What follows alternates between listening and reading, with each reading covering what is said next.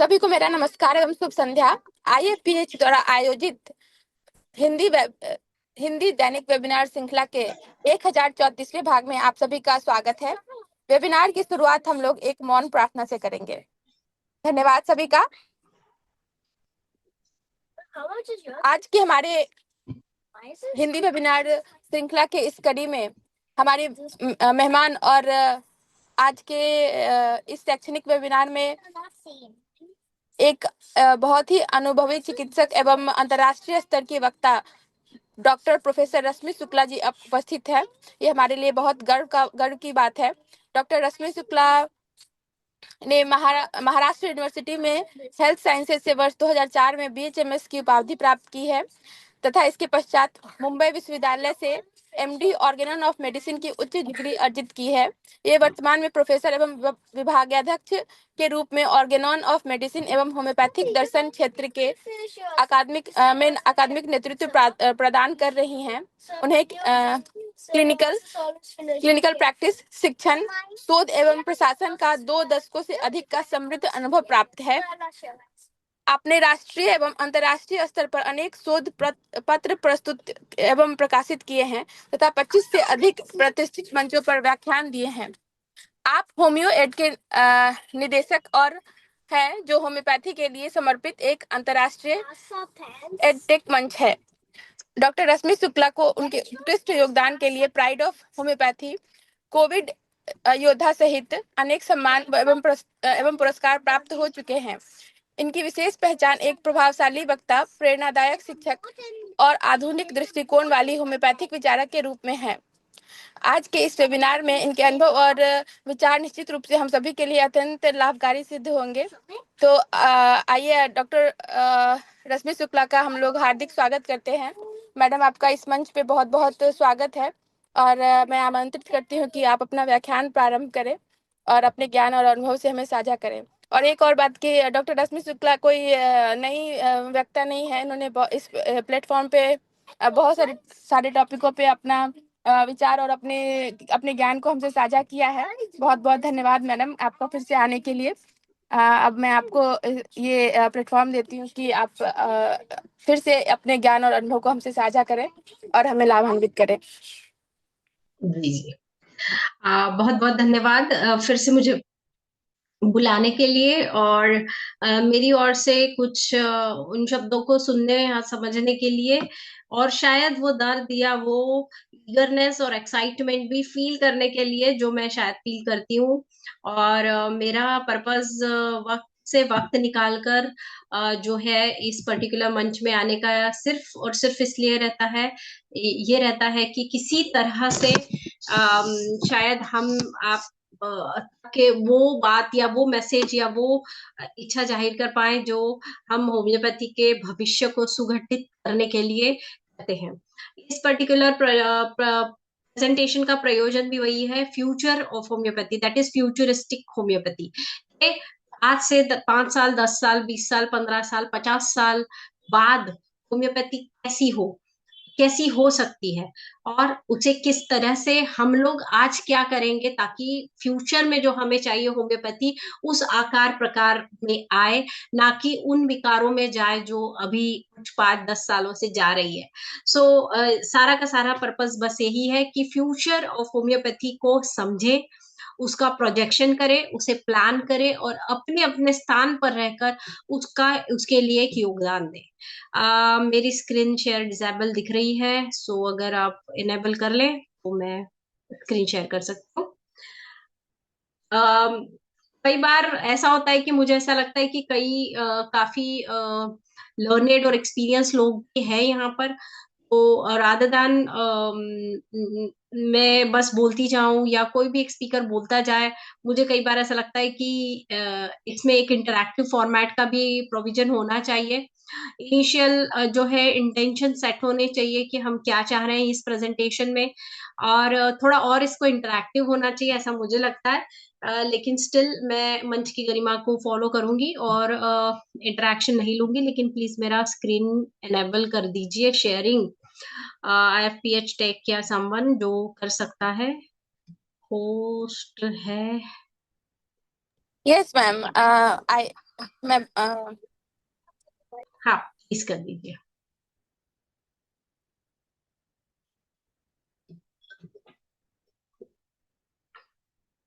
Yes, let me try. It is still disabled. All right. So yes futuristic I have. Homeopathy, future हमेशा किसी भी चीज, किसी भी देश, किसी भी संस्कृति, किसी भी समाज का फ्यूचर हमेशा उसके पास्ट से इंस्पायर होता है। बट अल्टीमेटली जो वो घटित होना होता है, या जिसको बोलते हैं कि गढ़ना, ये गढ़ने की प्रक्रिया प्रेजेंट से होती है। अचानक से सपने जैसा एक फ्लैश होगा और होम्योपैथी एक अलग लेवल पर हमें दिखाई देगी, ऐसा कुछ नहीं होगा। सो हमें उसको जो है उसको फ्यूचर में प्लान करके चलना चाहिए। हम में से हर कोई का एक प्लान बना हुआ है, कल के लिए बना हुआ है, 6 महीने के लिए बनाया है, 1 साल के लिए बनाया है। हर किसी ने कुछ ना कुछ प्लान बनाया है। अपनी पैथी, अपने प्रोफेशन के लिए भी हर किसी ने प्लान बनाया है। लेकिन आज हम यहाँ संगठित हुए हैं होम्योपैथी के फ्यूचर का प्लान बनाने के लिए। इसीलिए इस प्रोजेक्ट का नाम है futuristic homoeopathy. So let us understand till I'm able to share my screen. मैं कुछ चीजें सेट करना चाहूंगी।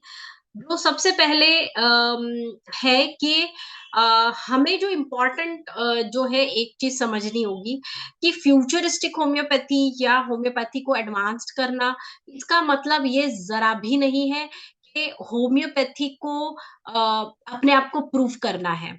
ना कि हमें होम्योपैथी के फंडामेंटल्स और प्रिंसिपल्स के साथ किसी भी प्रकार की छेड़छाड़ करनी है, किसी भी तरह का बदलाव करना है।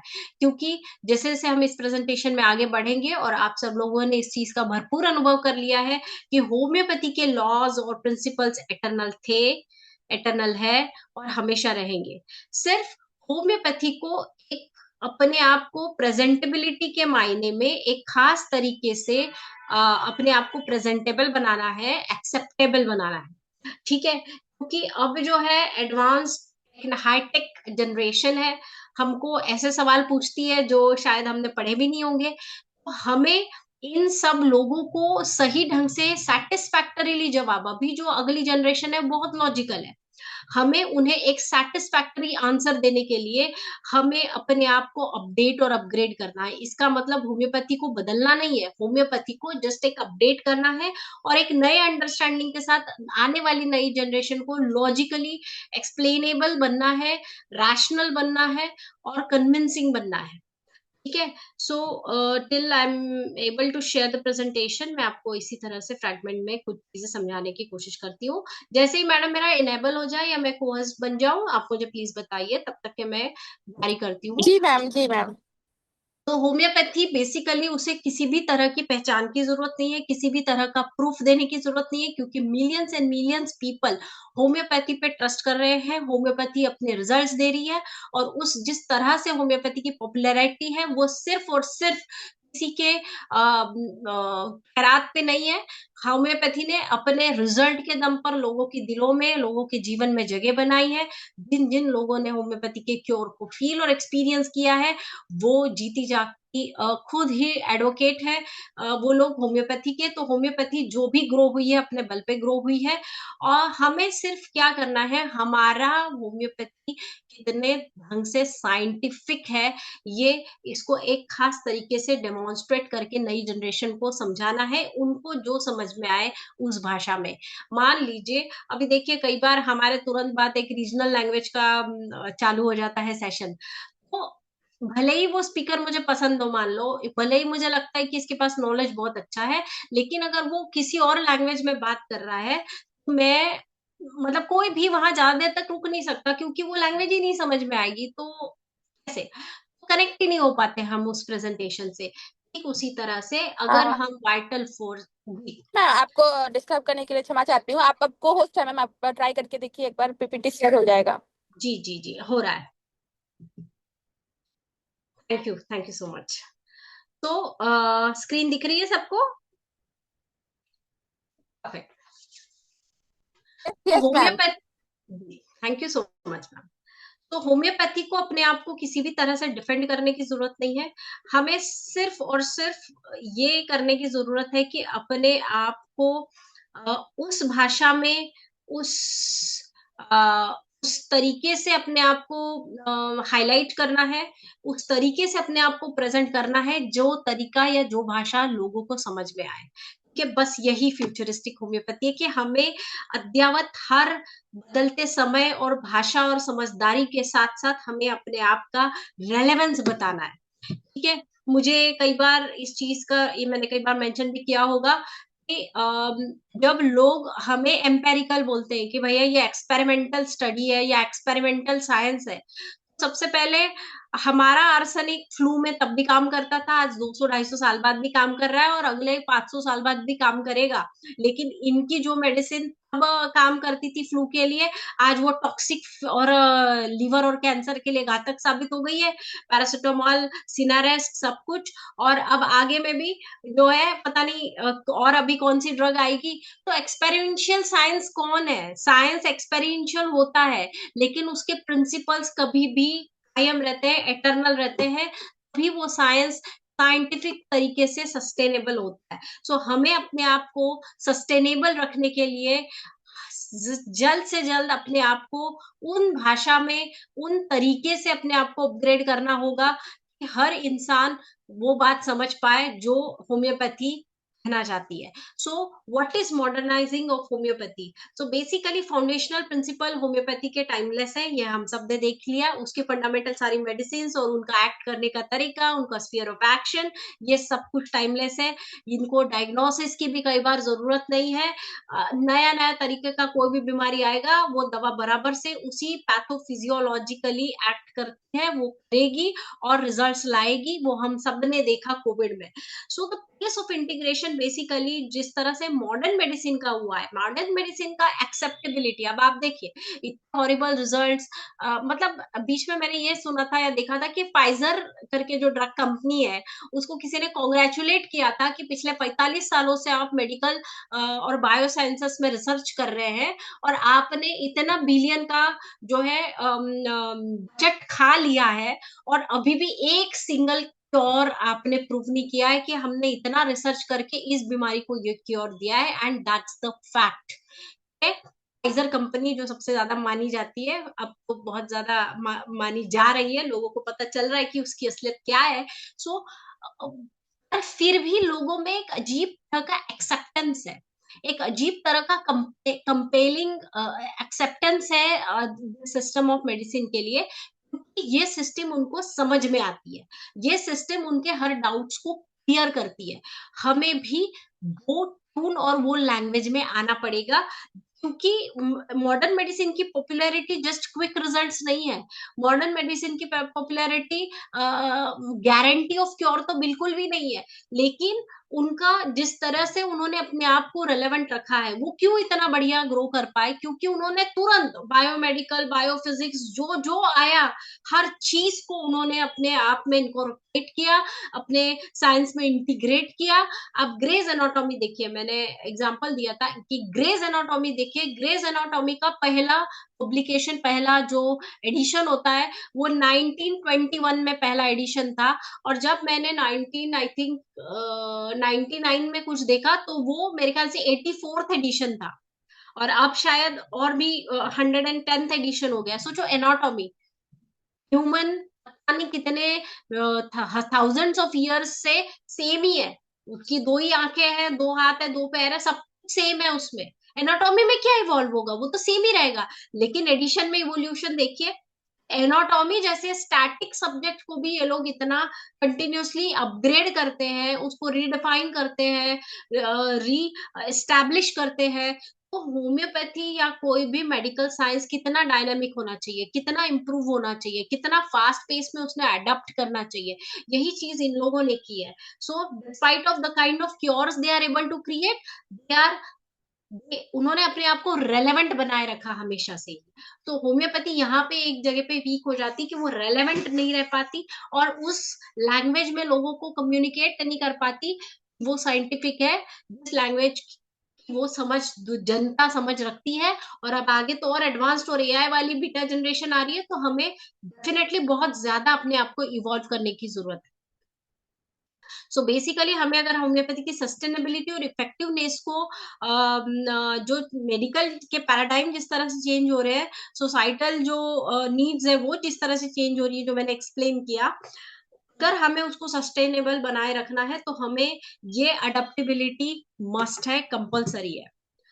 उसके बाद में अगर आप देखेंगे कि कैसे कैसे किया जाए इस चीज को, क्यों करना है। सो बेसिकली 1842 में मास्टर्स के लास्ट पब्लिकेशन के बाद, मैं ये नहीं बोल रही हूँ कि एडवांसमेंट नहीं हुए, लेकिन उसका इंटीग्रेशन नहीं हुआ एजुकेशन में। ठीक है? इसका रेलेवेंस, अब जो सबसे ज्यादा एडवांस साइंस था, जिसने केस टेकिंग सिखाया, जिसने ऑब्जर्वेशन सिखाया, जिसने डायग्नोसिस सिखाया, जिसने ह्यूमन ट्रायल सिखाया, वो साइंस जो सबसे ज्यादा एडवांस्ड उस समय था, जब हम जिसको हैनीमैन ने ओल्ड स्कूल ऑफ मेडिसिन और एलोपैथी नाम जो दिया है, वो हमारे फादर ऑफ होम्योपैथी ने दिया है। लेकिन अब हम खुद कितने प्रिमिटिव हो गए, वो कितने आगे बढ़ गए, क्योंकि उन्होंने तुरंत सारे साइंस में होने वाले एडवांसमेंट को अडॉप्ट किया और अपने आप को अपग्रेड किया और अपने आप को हमेशा प्रेजेंटेबल रखा। सो बेसिकली हम रिलेवेंस रखना हमें बहुत जरूरी है, मॉडर्नाइजेशन बहुत जरूरी है, ताकि बायोमेडिकल साइंस के साथ रह रहकर हम इसका एक्सेप्टेंस और अच्छे से बढ़ा सकते हैं, और इन जनरल मेडिकल कम्युनिटी में भी अपना जो है एक्सेप्टेंस जो है बनाए रख सकते हैं। सो अब आप देखेंगे कि क्या क्या हो रहा है, कैसे कैसे हम इसको इंटीग्रेट कर सकते हैं। सबसे पहले तो मॉडर्न डिजीज अंडरस्टैंडिंग, डेफिनेटली जिस तरह का जो करिकुलम पढ़ाया जा रहा है कॉलेजेस में, सीबीडीसी भी आ गया है। सो मॉडर्न डिजीज अंडरस्टैंडिंग पर डेफिनेटली होम्योपैथिक एजुकेशन में बहुत काम हुआ है, और बहुत अच्छे से फिजियोलॉजी, पैथोलॉजी, सर्जरी, मेडिसिन, ये सब चीजें पढ़ाई जाती है, और उसका थेरैप्स या क्लिनिको पैथोलॉजिकल कोरिलेशन के तहत हमें जो डिजीज कॉन्सेप्ट है ये बहुत अच्छे से समझाया जाता है। उसके साथ साथ जेनेटिक एक्सप्रेशन एंड इंसाइट्स, इसमें क्या हो रहा है कि जो सारे सब्सटेंसेस, अब यहाँ पे थोड़ा मिसिंग है कि हमने बीमारियों को तो बहुत एडवांस तरीके से समझ लिया, लेकिन होम्योपैथिक मेडिसिन को अभी भी बहुत एडवांस तरीके से समझा नहीं है।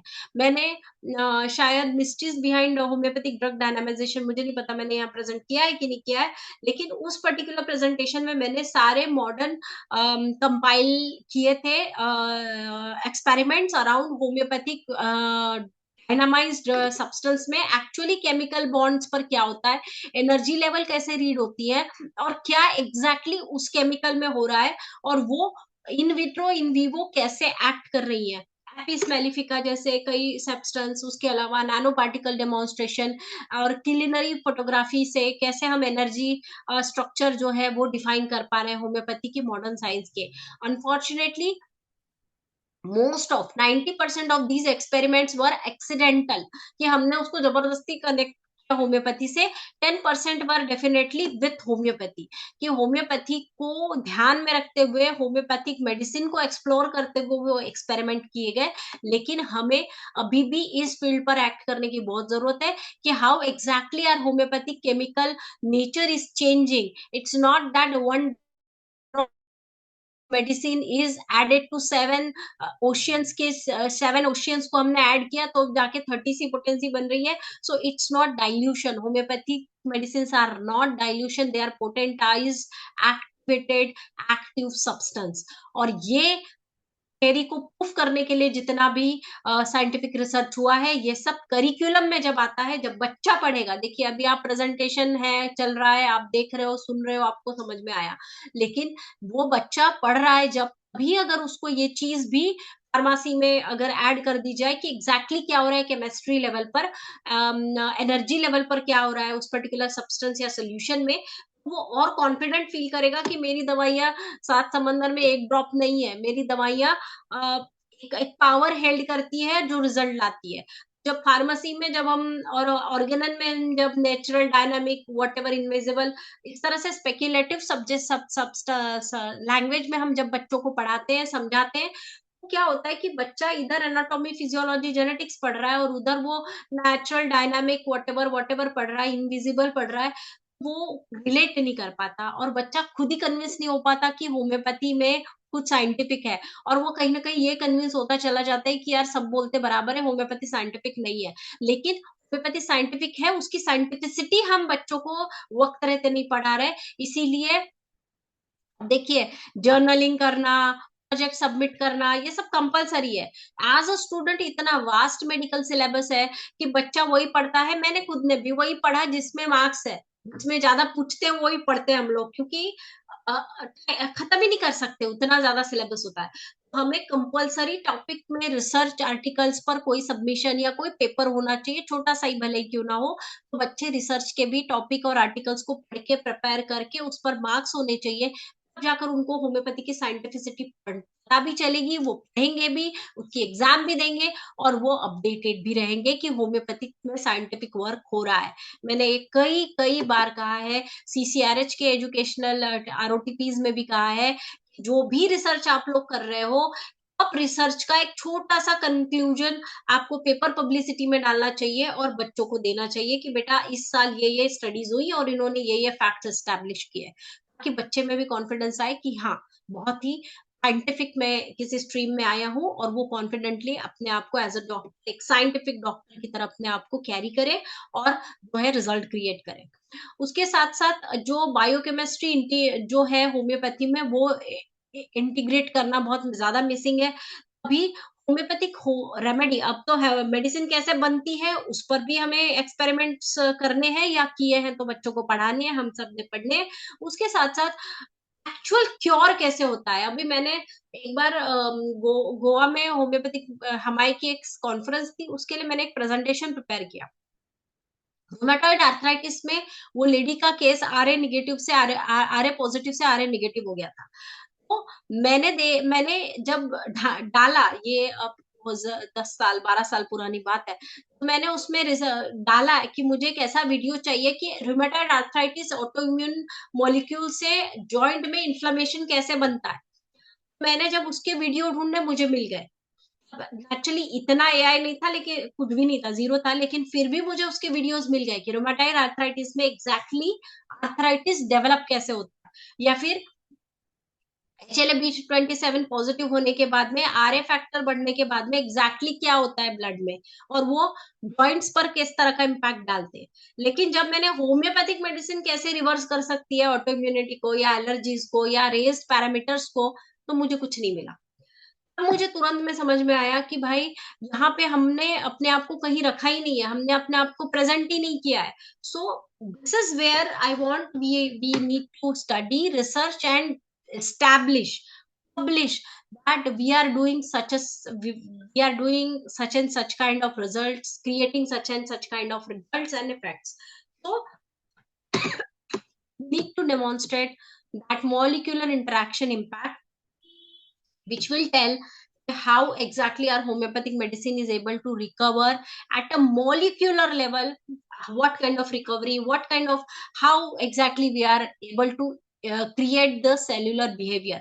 अब मेरे पास में अगर ऑटो इम्यून थायरोइडाइटिस या फिर हाइपोथायरॉयडिज्म की केस है, तो उसमें एग्जैक्टली मैंने थायरोडिनम अगर दिया है, या उसका कोई कॉन्स्टिट्यूशनल दिया है, या मैंने कालिका दिया है, थूजा दिया है, जो भी दिया है, तो आप दिख रहा है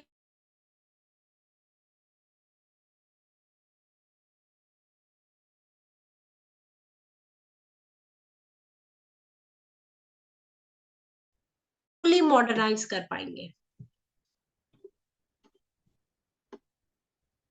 तो genetic pathways and health outcome, so हमें इसके लिए नेचुरली हम कोई थायराइड सप्लीमेंट तो दे नहीं रहे हैं, तो कैसे रिकवर हो रहा है, कैसे थायराइड रिग्रेस हो रहा है, कैसे जो स्वेलिंग है गोइटर का जा रहा है, ये सेल्यूलर लेवल पर देखेंगे, या जेनेटिक पाथवेज को आइडेंटिफाई करेंगे, तो जो भी जेनेटिक मैनिफेस्टेशन आ रहे हैं एक्सटर्नली, उसको हम कहाँ पे जाकर कैसे रिकवर कर रहे हैं, ब्लॉक कर रहे हैं, ताकि symptoms are no more expressed और मैनिफेस्ट। तो ये सारी चीजें जब हम एक्सप्लेन कर पाएंगे, तो हम सच में अपने आप को फ्यूचरिस्टिक कह पाएंगे। Again, 2010 2010 यस 2010 नवंबर में आईआईटी मुंबई ने नानो पार्टिकल्स डेमोन्स्ट्रेट किए थे, उसका आर्टिकल मुझे याद है टाइम्स ऑफ इंडिया में पब्लिश हुआ था, I think on 10th of November और 9th ऑफ नवंबर।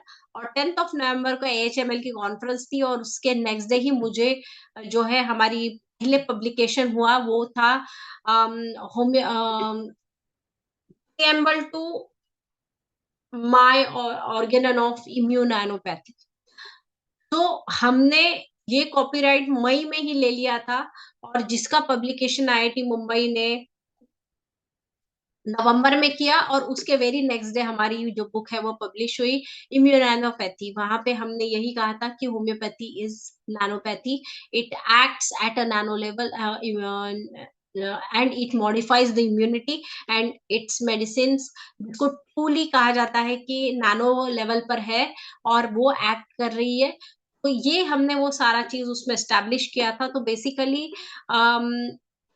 जब होम्योपैथी हम बोलते हैं, of course we are not here to rename the pathy, but conceptually आप हम समझने की कोशिश करते हैं कि होम्योपैथी एग्जैक्टली उस समय हैनीमैन को जैसे क्लिक हुआ कि सिमिलर एक्शन के बाद में होता है, बट दैट कैरीज और gives away a wrong message कि भाई सिमिलर सिम्टम प्रोड्यूस कर रहे हैं, सिमिलर बट स्ट्रॉन्गर प्रोड्यूस कर रहे हैं। तो मुझे एक बार एक सरकास्टिक पेशेंट ने ऐसे कहा था कि मैडम फिर आप सिमिलर और स्ट्रॉन्गर पर एक्ट करते हैं, मान लो कोई बंदा फर्स्ट फ्लोर से नीचे गिर गया है, तो सिमिलर और स्ट्रॉन्गर क्योरेबिलिटी के लिए अगर मैं सेकंड फ्लोर से उसको गिरा दूं तो क्योर हो जाएगा क्या?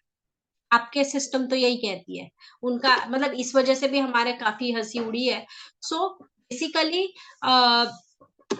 हमें बहुत कॉन्फिडेंटली ये कहना है कि होम्योपैथी का नाम उसके जो प्रिंसिपल आइडेंटिफाई उस समय हुआ था, और जो कंक्लूजन या जो इंटरप्रिटेशन उस प्रिंसिपल आइडेंटिफिकेशन के बाद किया था कि भाई सिमिलर सफरिंग क्रिएट करने वाले सिमिलर डिजीज को क्योर भी कर सकते हैं, ये कॉन्सेप्ट होम्योपैथी बॉर्न हुई थी। लेकिन that doesn't explain the cellular level of pathophysiological action of the homeopathic drugs. वो हमें पता होना चाहिए, वो हमें कहना आना चाहिए। And what exactly we are doing is we are modifying immunity, and immunity is the real key of all diseases. तो immunopathy represents basically an evolve homeopathy जो इम्यूनिटी और जेनेटिक मैकेनिक्स को एक खास तरीके से मॉडिफाई करती है, और जिससे कि रिजल्ट आते हैं, सिम्टम्स डिसअपियर होते हैं। सो ये इम्यूनोपैथी एक्चुअल होम्योपैथी का मैकेनिक्स है, ये उसका रियल पैथोफिजियोलॉजी कन्वे करता है। So mechanism of action homeopathy basically क्या करती है? होम्योपैथी डेफिनेटली अभी आप देखिए, आप इमेजिन नहीं करेंगे, हमने इनहेलेशन थेरेपी से मिनटों में रिलीफ सबने एक्सपीरियंस किया होगा, हमने डर्मल एप्लीकेशन से मिनट सेकेंड्स में रिलीफ लाए हैं। सो ये हो कैसे रहा है? सो बेसिकली सेल्यूलर और जेनेटिक लेवल पर होम्योपैथिक मेडिसिन इंटरैक्ट करके जीन एक्सप्रेशन को अफेक्ट करके बायोलॉजिकल बैलेंस को रिस्टैब्लिश करती है। सो टेक्निकल इंटीग्रेशन में हम ये कह रहे हैं कि नैनो साइंस जो है, homeopathy was the initially the first system of medicine जिसने इतने इनफाइनाइटिसिमल माइन्यूट डोजेस को इंट्रोड्यूस किया। और in two sense we should take all the credit of being nano medicine. So basically we are nano medicine, we are powerful, and we can create the results, and complex modern disease कोई भी तरह के आ जाए, like all antibiotic theories, we are never irrelevant, we are always acting, we are always creating the result. So basically it can be a conceptual integrative framework, जो हम बता सकते कि एग्जैक्टली होम्योपैथी का मैकेनिज्म ऑफ एक्शन जो है वो हम इस पर्टिकुलर इम्यूनोजेनेटिक रिस्पॉन्स से कैसे क्रिएट कर सकते हैं, इसको ये रिफ्लेक्ट कर सकता है। तो बेसिकली नैनो साइंस क्या है? बेसिकली जो हमारी अल्ट्रा डाइल्यूटेड होम्योपैथिक मेडिसिन है वही नैनो साइंस है। उसी पर मोर और लेस ये पूरा का पूरा नैनो साइंस जो आज की डेट में बड़े प्राउडली बाकी लोग यूज कर रहे हैं, वो हम सालों से यूज कर रहे हैं। हमारी होम्योपैथिक मेडिसिन ही नैनो मेडिसिन है, और उसमें नैनो पार्टिकल्स भी मिल चुके हैं। So that's what we are standing tall, that we are real propagator and practitioner, day in and day out हम नैनो मेडिसिन यूज कर रहे हैं, और ये हम सब ने प्राउडली बोलते आना चाहिए। ये सेलुलर लेवल पर जाती है, मॉड्यूलेट करती है जेनेटिक एक्सप्रेशन को, और बैलेंस करती है, और इसीलिए ये इतनी रेलेवेंट है। आप इसके क्रॉस रेफरेंसेस देख सकते हैं कि इसीलिए इतनी रेलेवेंट है कि आप कोई भी सुपर बग लाके रख दो, वो ह्यूमन की इम्यूनिटी को इस तरह से मॉडिफाई करेगी कि वो अपने आप ही सुपर बग कोई भी क्यों ना हो भाग जाएगा। तो साइंटिफिक वैलिडेशन बेसिकली हमें देना जरूरी है। तो हमें क्या करना है सबसे पहले कि जो बायोलॉजिकल एविडेंसेस है होम्योपैथी के, वो हमें माइक्रो लेवल पर स्टडी भी करनी है, एस्टैब्लिश भी करने हैं, जनरल पब्लिक अवेयरनेस भी करना है, और स्टूडेंट्स को भी स्टडीज के लिए अवेलेबल करना है। उसके अलावा मैं आप इस रूम में प्रेजेंट हर कोई इंसान अपने एक खास एक्सपर्ट इस केसेस का एक नंबर जो है स्टैब्लिश कर सकता है कि भाई मैंने अगर 50 केसेस हाइपोथायरॉयडिज्म की किए, किसी ने 500 की होगी, हम सब मिलाकर उस डेटा को जमा करके एक एस्टैब्लिशेबल फॉर्मेट में ला सकते हैं। उसके अलावा हम एपिजेनेटिक मॉड्यूलेशन में डीपर जेनेटिक स्टडीज को कर सकते हैं, और under homeopathic medicine how that genetic behaviour is changing, उसको एस्टैब्लिश कर सकते हैं। ये अभी तक हुआ नहीं है मोस्ट प्रोमिनेंटली। उसके अलावा जितने भी लॉन्जिट्यूडिनल क्लिनिकल पैटर्न्स है, उसको होम्योपैथिक इन्फ्लुएंस में कैसे होता है, जैसे अगर एक सोरियासिस डिजीज है और वो होम्योपैथिक में कैसे वो सेल साइकिल जो है, डर्मल सेल साइकिल कैसे चेंज हो रहा है, कैसे उसका जो सेल डेथ है रेट वो कैसे कम हुआ है नाउ। अब हम क्या करते हैं, क्लिनिकली देख लेते हैं कि भैया ये दिन में 4 बार एक्सफोलिएट हो रहा था, अभी हफ्ते में 1 बार एक्सफोलिएट हो रहा है, तो सेल साइकिल कम हो गया। लेकिन हम अगर एक्चुअल जो है लोकल जिसको बोलेंगे कि साइकोलॉजी अगर हम करते हैं बाई वीकली मंथली, और फिर हम प्रूव करते हैं कि होम्योपैथी अंदर सोराइनम सोरियासिस की सेल्स ने कैसे बिहेव किया, और फिर ऐसे मल्टीपल केसेस का सैंपल साइज जब अटैच करते कि खास तरीके से पैटर्न में बिहेवियर आता है, मान लो सिर्फ सोराइनम की केसेस लेकर उसको एस्टैब्लिश कर सकते हैं कि under psorinum how psoriasis behaves, or any other drug for that matter, or any other disease condition for that matter. So probably then we have some substantial things to say that how well we are behaving or acting, or how our homeopathic medicines are actually behaving. So basically we need to understand the importance of objective evidence. हमें dynamic और invisible और natures power ये सब word से ज्यादा दिन तक फायदा नहीं मिलेगा। हमें ऑब्जेक्टिव एविडेंस देखने हैं और दुनिया को दिखाने हैं, ताकि होम्योपैथी कितना साइंटिफिकली टेस्टेबल है, एस्टैब्लिश किया जा सकता है और रेलेवेंट है, ये हम प्रूव कर सके। So what we can do is we can do genetic analysis versus molecular diagnostic. So first of all basically homoeopathic को होम्योपैथ को रेगुलर जेनेटिक एनालिसिस करना चाहिए। जैसे for example HLA-B27 rheumatoid arthritis में पॉजिटिव होता है। HLA-B27 is the presence of a particular cell gene which gives rise to rheumatoid arthritis or other articular diseases. So we have to understand that what that HLA-B27 gene is behaving so that rheumatoid arthritis के symptoms manifest हो रहे हैं। अब जब मैंने rhus tox दिया, मैंने रूटा दिया, मैंने रोडोडेंड्रॉन दिया, जो भी मैंने कनेक्टिव टिश्यू डिसऑर्डर के हिसाब से मान लो नाइट्रोम्यूर दिया, जो भी मैंने डायग्नोसिस करके उसको रेमेडी दी, अब उस रेमेडी के अंदर में वो HLA-B27 सेल कैसे बिहेव करती है, और ऐसे मान लो हमने 30 to 60 केसेस अगर हमने स्टडी की है और उस पर हमने एक स्टडी करके पब्लिश कर दी, सो हमको अभी हमसे बोल रहे हैं कि हम जेनेटिकली एक्ट करते हैं, लेकिन हम प्रूव भी कर सकते हैं क्योंकि एक्ट तो कर ही रहे हैं, उसके अलावा कोई चारा नहीं है। सो हमें ये एस्टैब्लिशमेंट के लिए ये लेवल का स्टडी का बहुत जरूरत है।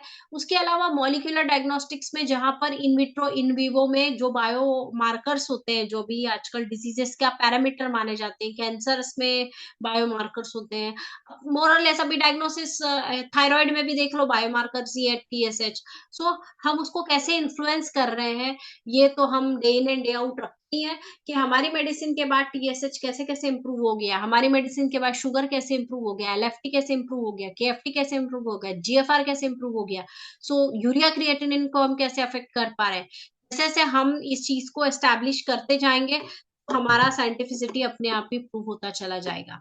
So basically critique is not, I'm not criticizing, but I am critically analyzing the homeopathic education, and I am also appealing you all to get to be to be actually doing so.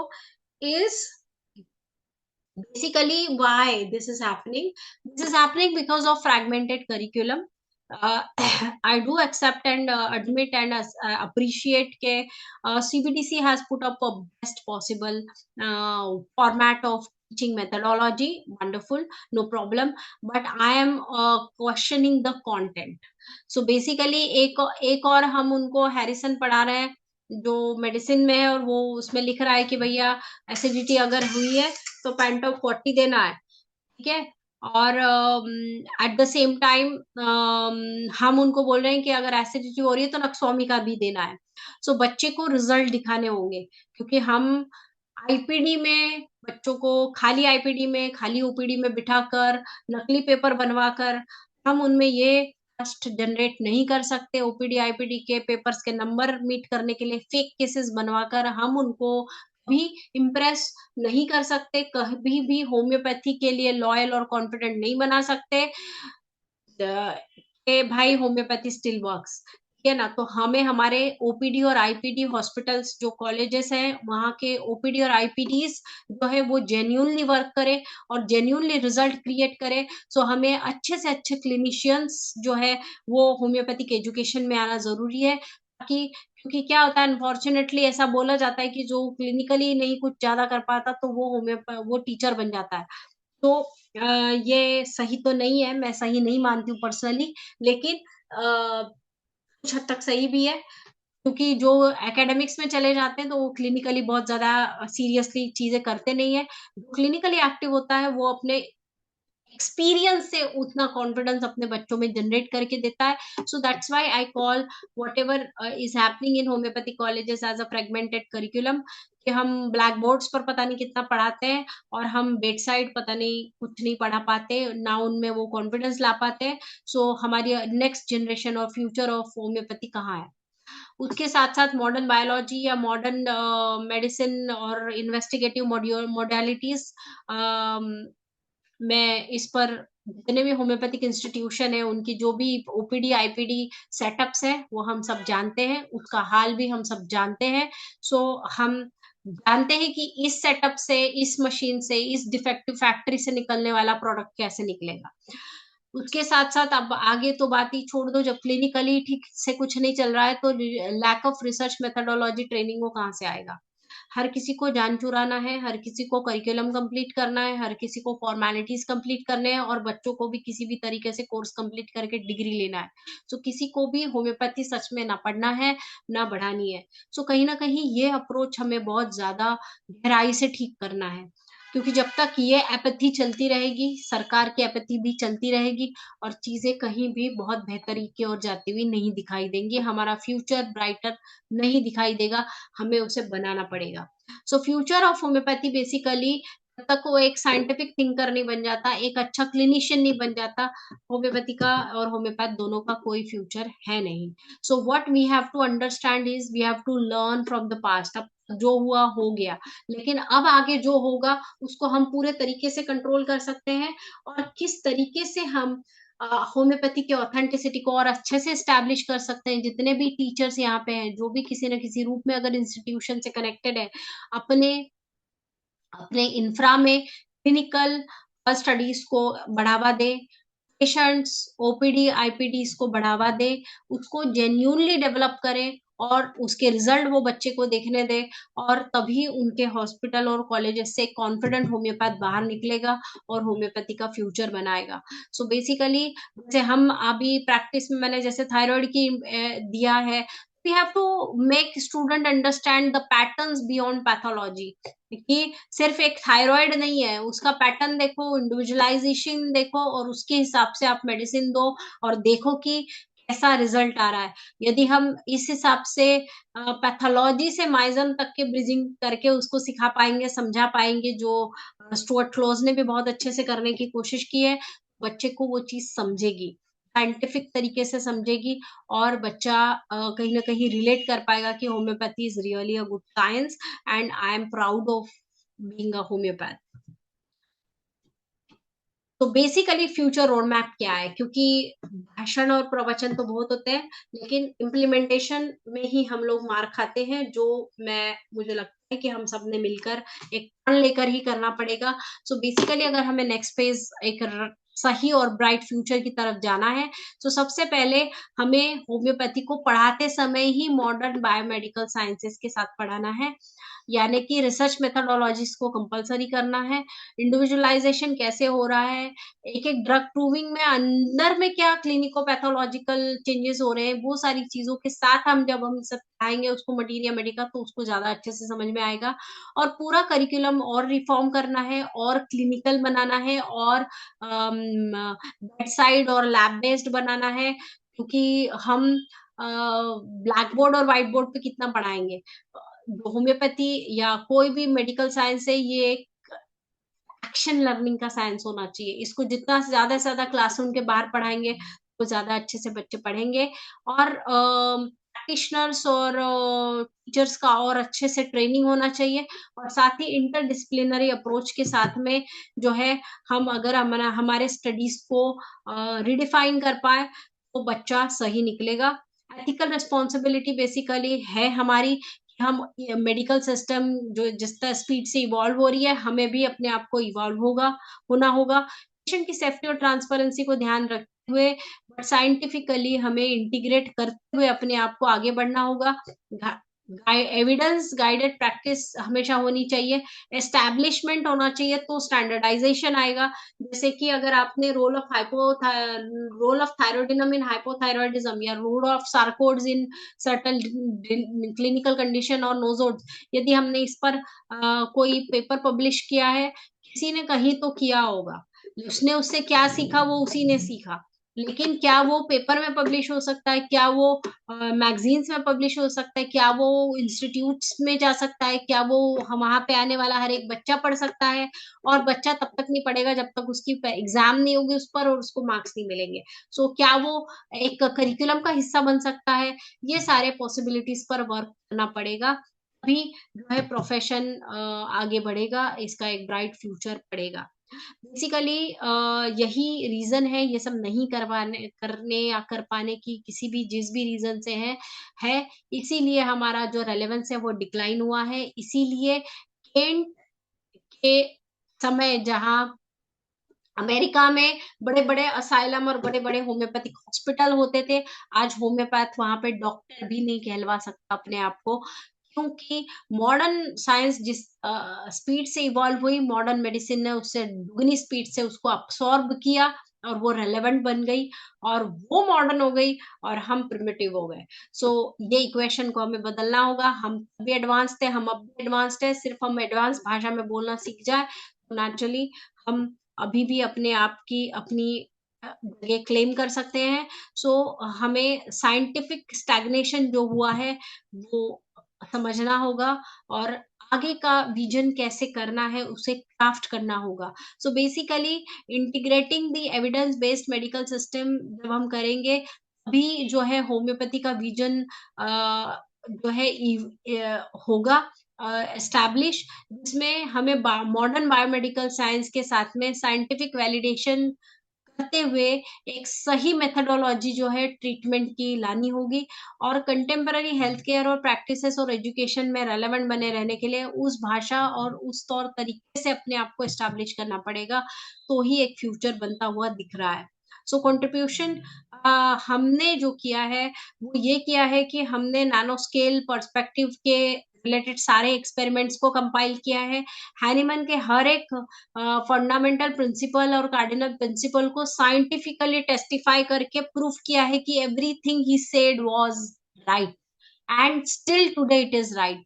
सो जितने भी immunological और nanoscale perspective थे homeopathy के, उसको वापस हमने conceptually interpret किया है और होम्योपैथिक प्रिंसिपल को एकेडमिक वर्क के साथ में मैंने एज अ को ऑथर हमारी जो 2 बुक पब्लिश हुई है, एक है my organon of immunolopathy and second is preamble to organon of novel homeopathy.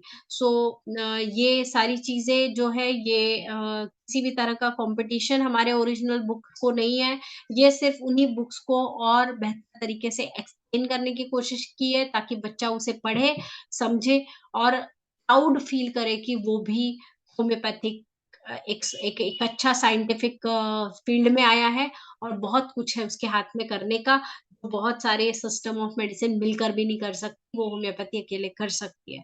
So emphasising basically क्यों है, क्योंकि हमको साइंटिफिक मॉडर्नाइजेशन अपने आप का करना होगा, तभी हम सरवाइव करेंगे, क्योंकि हेल्थ केयर लैंडस्केप साइंस बोलने के बाद प्रूफ मांगते हैं, और प्रूफ करने के लिए एक्सपेरिमेंट करने पड़ते हैं, और उसमें स्टैब्लिश करना पड़ता है।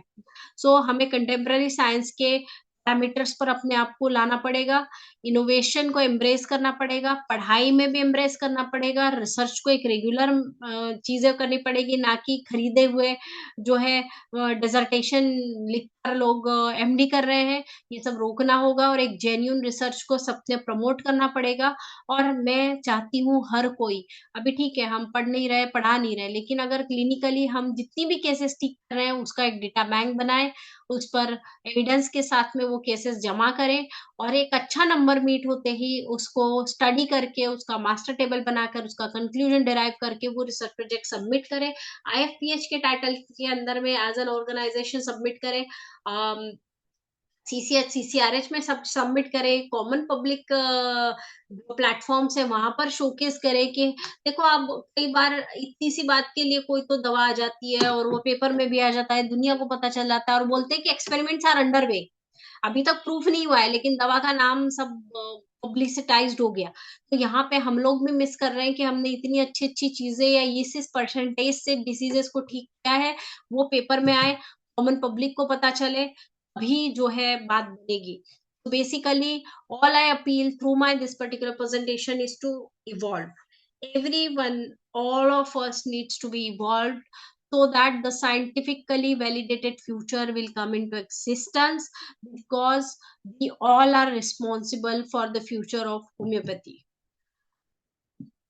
यहाँ पे मेरा सवाल है आप सबसे, कि आपको क्या लगता है कि वो होम्योपैथी अपनी आत्मा को खोए बिना कैसे इवॉल्व होना चाहिए? मैंने कुछ आइडियाज बताए, लेकिन आप लोगों से भी मैं गुजारिश करूंगी कि आप लोगों को क्या लगता है कि कैसे हमने अपने आप को इवॉल्व करना है, कैसे हमने साइंटिफिक फ्यूचर को एम्ब्रेस करना है, क्योंकि मेरा मानना अल्टीमेटली एक ही है कि होम्योपैथी का फ्यूचर ट्रेडिशन, या हमने, हमारे मास्टर ने कितने एटर्नल लॉज लिखे हैं, इस पर डिसाइड नहीं होगा, टेक्नोलॉजी से भी डिसाइड नहीं होगा, क्योंकि हम कई जगह पे अभी भी अपने आप को प्रूव नहीं कर पाएंगे हो सकता है, लेकिन हम दोनों को एक साथ किस तरह से लाते हैं, और किस तरह से हम रेलेवेंट अपने आप को हमेशा हमेशा रख पाते हैं, इस पर बहुत सारी चीजें डिपेंड करेगी।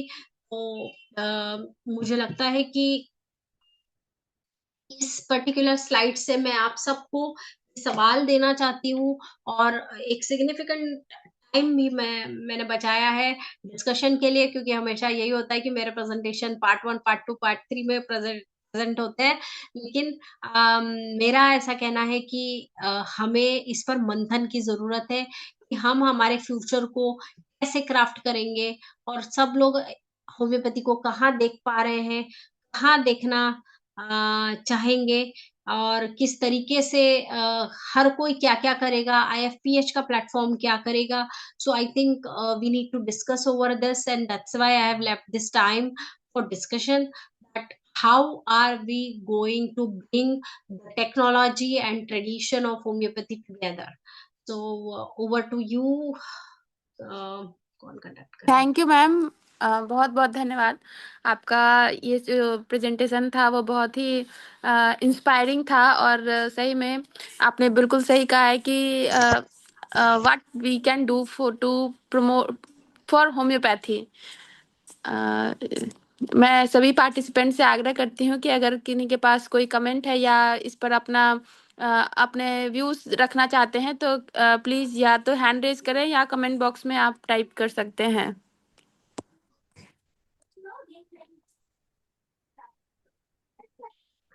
इसमें लास्ट टाइम, हाँ बोलिए। यस मैम, आप जी, इसमें लास्ट लास्ट टाइम ये मतलब मेरा बीच में भी ऐसा एक दो था कि आईएफपीएच की तरफ से हम सब डॉक्टर्स मिलकर एक नॉलेज बैंक बनाए, और उस नॉलेज बैंक के थ्रू अपने अपने स्टैटिस्टिक्स जो है वो हम पब्लिश करें, इस तरह से जैसे मान लो कोई एक डिजीज कंडीशन उठाए और उसमें हर कोई एस्टैब्लिश करे कि कैसे जो है सपोज हाइपोथायरॉयडिज्म है, किसी के पास रूमेटॉइड आर्थराइटिस है, किसी के पास ऑस्टियो आर्थराइटिस है, तो कैसे होम्योपैथी जो है इतने नंबर ऑफ केसेस को हमने ठीक किया है, कैसे हमने उसको हैंडल किया है, कैसे हमने उसको मैनेज किया है, ये सारी चीजें जो है मुझे लगता है कि हम जब मिलकर स्टैटिस्टिकली चीजों को रखेंगे तो शायद एक बड़ा नंबर बनेगा, और बड़ा नंबर बनेगा तो एक प्रिंसिपल बनेगा, और एक प्रिंसिपल बनकर जो है हम उस फैक्ट्स को एस्टैब्लिश कर पाएंगे। सो ये एक चीज थी, बट बाकी मैं डेफिनेटली सबको इनवाइट करूंगी कि वो लोग कैसे सोच रहे हैं इस चीज को करने के लिए, और कैसे वो फ्यूचर के लिए क्या क्राफ्ट कर रहे हैं। क्योंकि हम जब आपस में बात करेंगे तो एक दूसरे की जिम्मेदारी समझेंगे, अपनी अपनी भी जिम्मेदारी समझेंगे, एक दूसरे के लिए अकाउंटेबल होंगे कि भाई ठीक है, हम सब मिलकर ये कर रहे हैं, कौन कब क्या करेगा। सो एज अ टीम हम जो रोज यहाँ पर बात कर रहे हैं, लेकिन एज अ डिफरेंस हम क्या क्रिएट करना चाह रहे हैं एवर लास्टिंग, वो उस पर मैं एक्चुअली चर्चा चाहती हूँ इस वक्त।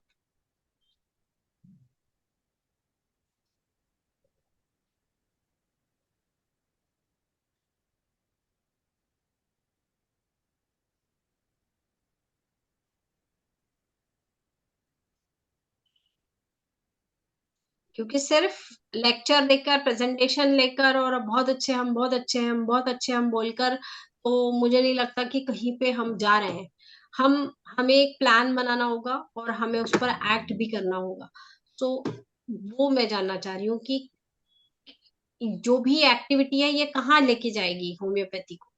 सो वो मैं Uh, जानना उसमें, प्लीज बोलिए। but if comfortable, can I speak for a minute? Time is very less. Definitely definitely it is for everyone, yes. Yeah, yeah. Actually, this is a very wide question which you have asked. It requires at least half an hour of discussion, but in few minutes I have to answer. I say I've been practicing for many years. Two, three things which I have witnessed is a lack of knowledge of medicine because homeopaths hardly have lack of knowledge of medicine subject. So they true. lack in the debating with all the conventional physicians as well as the discussing the cases. Second part, they should be having evidence. They should be knowing. They must have seen some case, then they will be able to cure some case, or we can say not cure, manage some case. So right. that is lacking. So for homeopaths, budding homeopaths, they should witness cases which are recovering, and not only recovering. Suppose they are not recovering, that also they should witness why they are not recovering, where things are going wrong, and how they should be rectified. That can be one of the another point. And thirdly, like Dr. Hanneman has mentioned, we should know our limitations, when to accept a case and when to not. Now, I've seen during COVID, many homeopaths are managing COVID pneumonias. But to be very honest, has any homeopath got an experience to manage a pneumonia? No, during their UG days or PG days.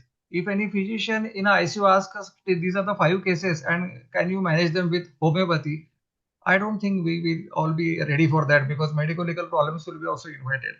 So we should work in the area for which we have witnessed managing cases and also getting cured. So these are two, 3 points. Subject is very wide, but this may add to your discussion. Yeah, yeah. Very true, sir. So what we have to understand is not only practicing what our known areas and fields are, like for example, we know that we are very good at skin diseases, we are very good at constipation, acidity, hair fall, this that. PCOD, thyroid. So, but we should also, like, diversify our actions, and definitely for that numbers are required. Just say, for example, I have managed one post-COVID aspergillosis case.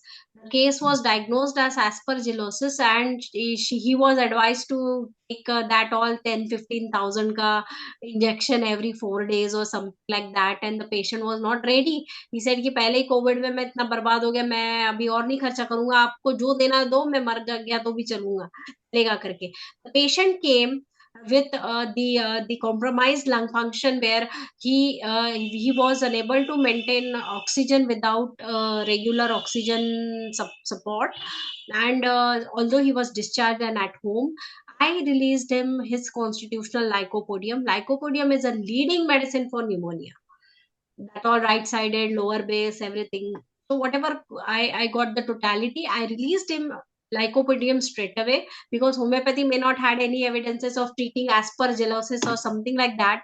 But after 14th or 15th day when he was, but I said ki please go for the follow up, although you're not taking injections plus, but please go for the follow up. The thing happened that after releasing lycopodium next day morning, next day within few hours he was off oxygen. Now I have, for example, only one case of aspergillosis, post-COVID aspergillosis. But I think there would be in our circle only, there were at least everyone who, those who are having at least one case of aspergillosis or post-COVID pneumonitis, or, you know, re-establishing the oxygen support, जैसे कि by stimulating the oxygen center with acidosperma kind of, because that is an infallible medicine by improving the respiratory center, stimulating the respiratory center and improving the oxygen saturation of the patient.